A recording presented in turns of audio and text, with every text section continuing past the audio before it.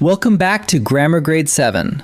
This is Unit 5, Lesson 29, and our unit is all about adjectives and adverbs. Today we zoom in on two small but mighty kinds of adjective. First, the articles, three tiny words you use in almost every sentence. Second, proper adjectives, the ones that carry a capital letter. Both are easy to master once you know the little secret behind each. So let's get started. Let's begin with a small but surprisingly important group of words called articles. Here's a fun secret. Articles are really just three tiny adjectives.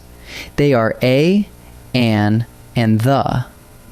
Like any adjective, each one sits in front of a noun and helps point it out.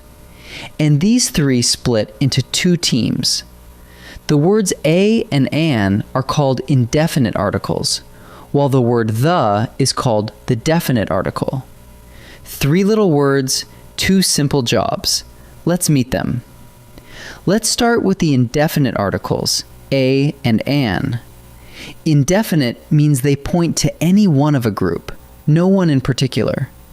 If I say I need a pencil, any pencil will do. So when do you use a? And when do you use an? Here's the rule. Use a before a consonant sound, as in a fountain, a garden, a rainbow.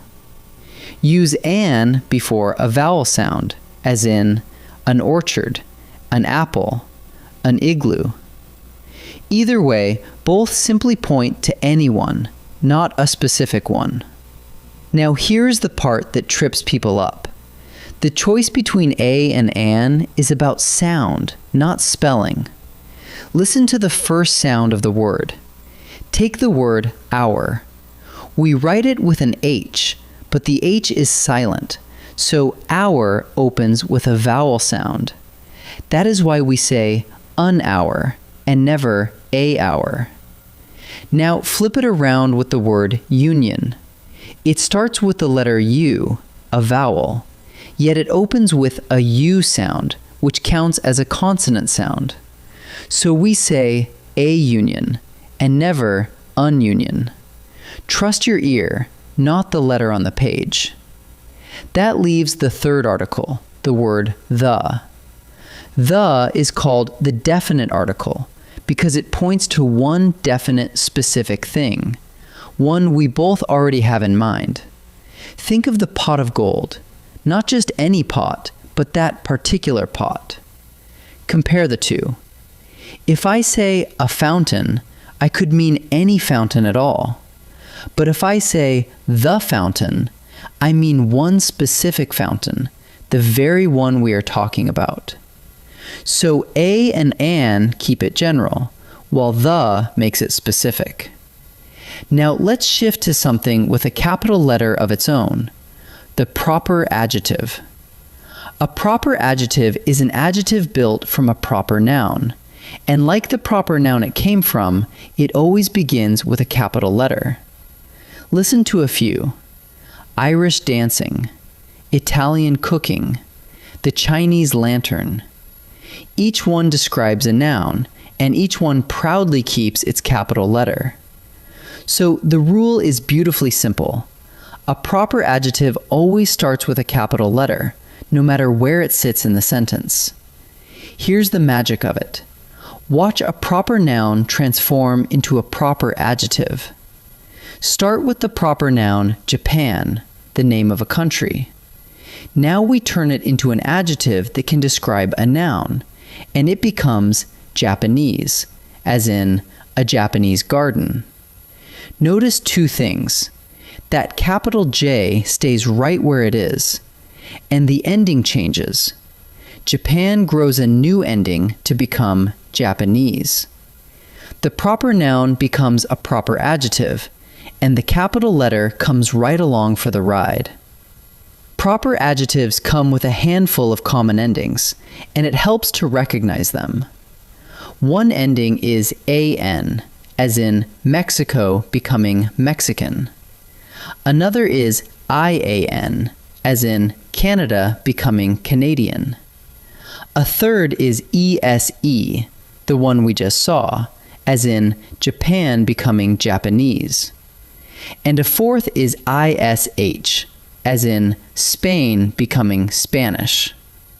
The endings shift from word to word, but one thing never changes. The capital letter always stays. Whatever the ending, a proper adjective is always capitalized.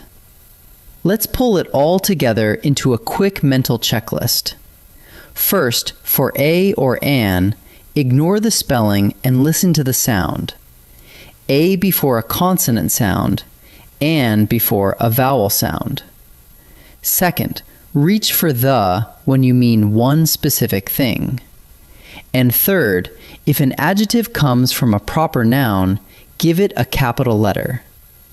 Sound decides between a and an, and a capital letter marks every proper adjective. Let's practice all of this together. Time to practice. In this first set, decide whether each phrase needs a or an. Remember the golden rule. Listen to the very first sound of the word, not the letter it starts with. Pause the video and choose before I reveal the answer. An honest answer.